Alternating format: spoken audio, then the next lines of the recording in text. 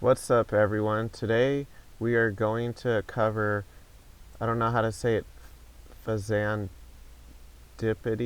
Fezandipiti, and we're going to look at a few different ways to use it. I meant to cover the last Pokemon's Terra type. For this Terra type, first to cover that, we have to look at the dual type chart on PokemonDB.net/type/dual, and you click on that, or you just go to PokemonDB.net, type in like Pokemon type chart, and you'll see this, and then click on dual. So Poison, Fairy, um, and if you don't want to scroll up to remember what these are, you put your cursor over it. That says ground, that says psychic, that says steel. So those three things are what a poison fairy type like Fezandipiti's weak to, and it resists grass 2 times, resists fighting 4 times, it resists bug 4 times, it resists dark twice, it's immune to dragon, it is resistant to fairy. And the good thing about this Pokemon is that it's not weak to anything that Fluttermane has, unless it uses some weird moveset. But I meant like its stab moves, or not even like Thunderbolt or something else that it commonly runs. So actually that gives this Pokemon a huge niche, and I thought this Pokemon was going to be pretty bad at first, just off of the like stats and kind of moves and ability alone, but actually it's proven to be quite an annoying Pokemon with its ability, and its typing has great resist right now, and it's not weak to a lot of common things. Like, let's look at the ground Pokemon. Besides Landorus T, there's not a lot of ground Pokemon.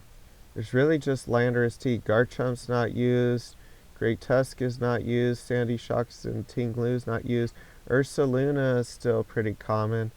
So I think it's mostly those two ground types and the occasional Gastrodon. But other than that, there's very few commonly used ground types, even though Mammoth should be probably more used than it is. Okay, but let's also look at the psychic types. Psychic Pokemon aren't used that much either. There is Indeedee Armarouge, and a Cresselia, I suppose. Now let's see, maybe a few others. Occasional hard Trick Room team with Hatterene. So yeah, mostly hard Trick Room teams are the ones using psychic moves, or maybe Cresselia. So I don't think I would try to even use this team to counter a hard Trick Room team, or this Pokemon to counter a hard Trick Room team. That doesn't look like that's what it's made for, because it won't do much to Indeedee Armarouge. I mean, it could poison them, but you're just relying on a 30% chance. So that's not very good, and you would have to Terra to even withstand them. So I probably wouldn't worry so much about the psychic weakness. Let's look at the steals. So there's Heatran, there's Goldango.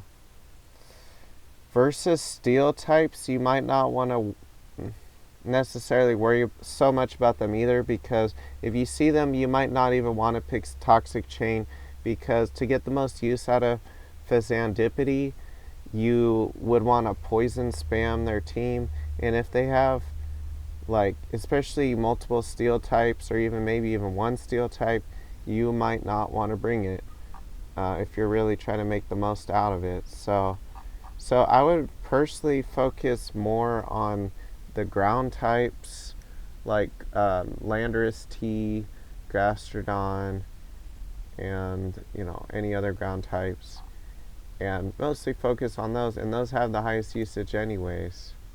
If you go back, Landorus T is one of the most common Pokemon, and then the second most common Pokemon that super affects it with a stab move is actually Heavy Hands. Alright, sorry, not Heavy Hands. Iron Hands with Heavy Slam is an unstab move. That's very common. That's super effective, but that's unstab. And you can give it a lot of defense. So, Blood Moon is pretty common. Heat Ran. Usually, well, only maybe half of the time runs Flash Cannon. So, that's not even super common. Cresselia is relevant. But overall, it seems like there's more ground moves than steel or psychic on average.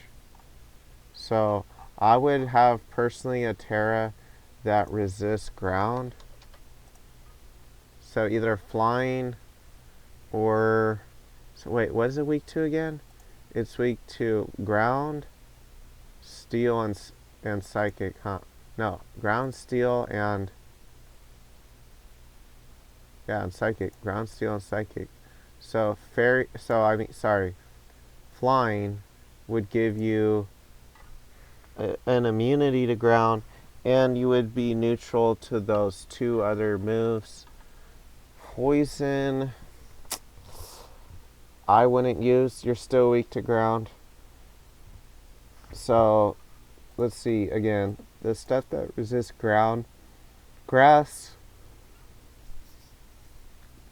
would be alright. Flying. And is that it? I think it's just grass and flying. So personally, I would recommend flying with it. Oh, and bug. So, I don't know about bug though. Because you already resist fighting. So, nah. You should use probably either grass or flying in general. But you could use some other terra type, like whatever, dark or something instead. Or something that resists steel. Like, what resists steel that's not weak to ground? Like water. Yeah, Terra Water would be fine with it. It's neutral to almost everything, and it already resists grass, so they are unlikely to use a grass move against you. But my point, though, in general, is you should try to use a Terra type that counters what it would counter well if you Terra'd. Like, it would counter Landorus T pretty well with Terra Flying, Icy Wind. However, flying does have the disadvantage versus Landorus of being weak to rock moves that it has. So in some cases, another Terra might be better. But, I mean, like Terra Grass, because you would force it to Terra Blast to super affect you, even though, well, actually it could U-turn. So flying is probably the best overall, generally speaking. And I'm surprised Venus Shock isn't higher usage, because that's like the whole point of this Pokemon, is to be annoying with Toxic Chain and to resist some things like Flutter Mane. And you could even use... It naturally has high special defense, so most people just like max out on the defense and HP, or at least give it a lot of HP, and then maybe you could give it some more special attack. But the problem I see with this Pokemon is it's almost completely reliant on poisoning them to do significant damage. And I'm not sure if it even is a... Oh, it's a bad poison. Okay, that's actually pretty good then. It's like the single target move Toxic, but on both Pokemon, and it doesn't miss when it hits 30% of the time. So you could take out some defense and put in put in special attack. Some people use Roost with it, but I don't think you really necessarily need Roost if you're using Citrus Berry. Mental Herb would be a good item with it if you're trying to counter. If you're still trying to get up a Tailwind versus Flutter Mane, and you might want like Ghost type, or actually no, you probably on this one you should just use like Covert Cloak with dark type. That's what I do with Tornadus. So dark covers its weaknesses well. You only take neutral from Stomping Tantrum, Landorus, and you're immune to Psychic. So you do really well versus stuff like Cresselia. So you could try out this one with Cover Cloak. You don't necessarily need that much defense. You could use more special attack and just spam moves with it. So, up to you. Probably want to max out on HP though. You don't have to, but you could. And you don't have to give it bold, but I probably would, just to give it some more defense. And there you have it. It's like a Tornadus, except it doesn't have Prankster, and it has better defensive typing, and it has a useful ability. Venoshock doubling. You're gonna have a good chance of poisoning one of the two opponents, because 30. What's the math on that? It's a 30% chance to poison each opponent. So I forget, for Rock Slide, it's something like 1 minus the chance of not flinching or something like that. So I believe the chance of poisoning both is like 9%. But what was I going to even say for that? The chance of poisoning 1 out of 2 though is much greater than 30%. It's like, shoot, I don't even know the math. I think it's literally 1 minus something like 0.7 squared. Because 0.7, yeah, so it's a 51% chance of poisoning at least 1 out of the 2 Pokemon opponents. Because the reason why I got 0.7 is because that's the chance of not poisoning them. So whenever it's a 30% chance of poisoning them, that's a 70% chance, or 0.7 chance of not poisoning them. So when you square that, because you're talking about 2 Pokemon in doubles, then 1 minus that is how you do the probability.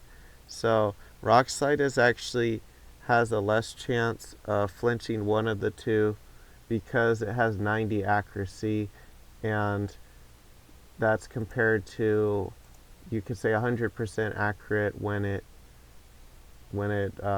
is factoring in Toxic Chain, but a 30% chance of activating. So I think Venoshock should be the standard move. What are people even using with it? Icy Wind and Dazzling Gleam make a lot of sense, because Dazzling gets Dap. Icy Wind is a spread move that helps with the Toxic Chain and lowers speed and helps kill Landorus, Tease, and stuff. Tailwind, yeah, so Protect, yeah, this probably should be the standard. Or instead of Protect, you could use Venoshock. So I imagine those 4 moves should be the most common, but you can use something like Taunt. But the 3 moves that should be used probably on nearly all Fezandipitis are probably these first 3. I suppose you don't need Tailwind, or maybe one of the other moves, but you probably should have it. But I suppose you really don't have to have it. So it just depends on your team, because like a Taunt that's not Prankster can be really useful. But probably to make the most use out of it, you want Venoshock. You want at least, you need one of these 2 spread moves, Dazzling Gleam or Icy Wind, or both. And probably Venoshock. Yeah, probably like the same sets I was talking about. So you probably don't want Sash with Fezandipiti, because that ruins the point of it. You want it to resist the opponent's attacks so that you don't have to use Sash. So you gotta, yeah, watch out for this Pokemon though, because they get a lot of poisons.